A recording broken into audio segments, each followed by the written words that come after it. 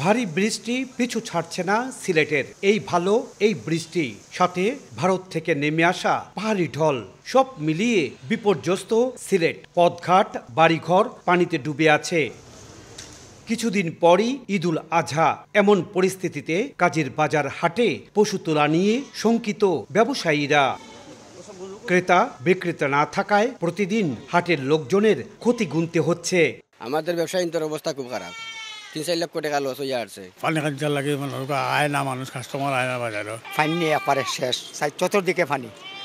মানুষ যে ওয়াইয়া যেন খাওয়াইয়া যেন ব্যস্ত আও এসার মতন নাই। বুধবার রাত থেকে ভারী বর্ষণের সঙ্গে উজান থেকে নেমে আসা পাহাড়ি ঢলে সিলেটের ৭ উপজেলা ও নগরীর শতাধিক জায়গার ৩ লক্ষাধিক মানুষ পানিবন্দী হয়ে পড়েছেন।